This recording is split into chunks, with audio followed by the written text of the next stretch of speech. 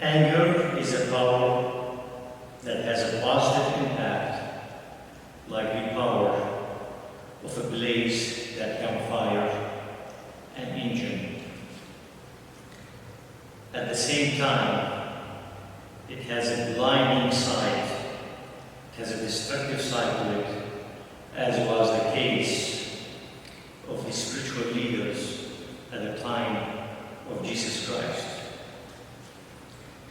They were blinded by their anger and missed on the opportunity while meeting Jesus, who is the truth himself, to allow the blinding power of anger to provoke them to further aggression.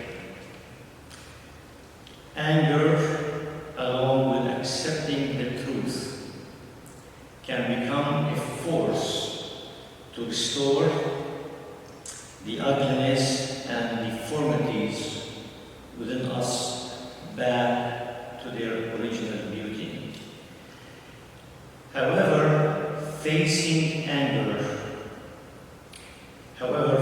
the truth about our true self without humility can create a blind force of anger that is devastating, that is destructive to us and to our surroundings. The Holy Bible warns us repeatedly against the dangerous consequences of the blinding force of anger.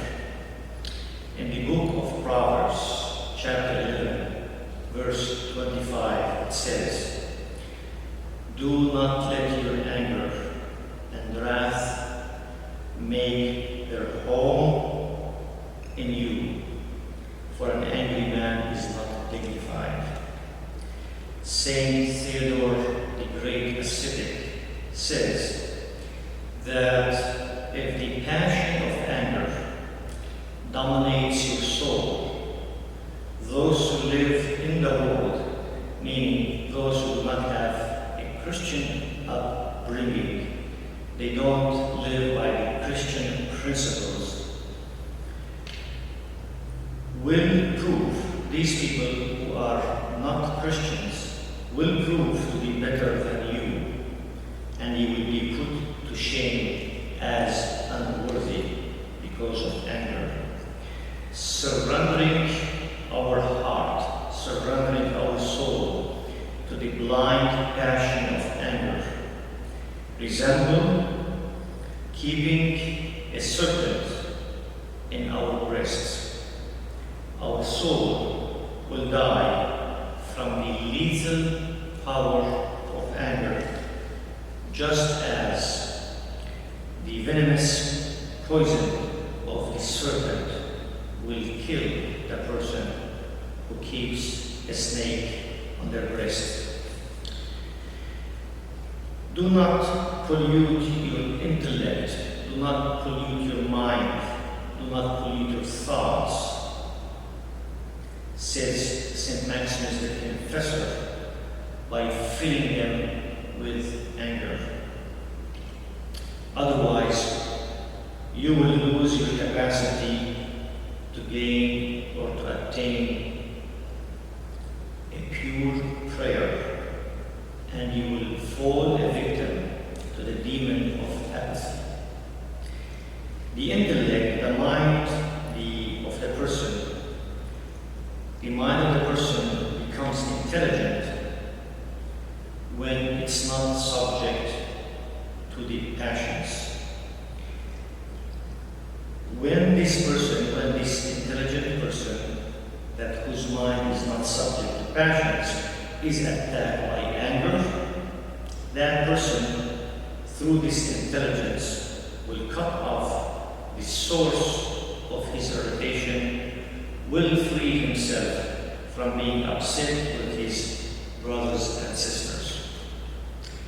The advice of Saint Maximus the Confessor to us, if we do not wish to fall away from the love of God is not to let our anger perpetuate our irritation toward our brother.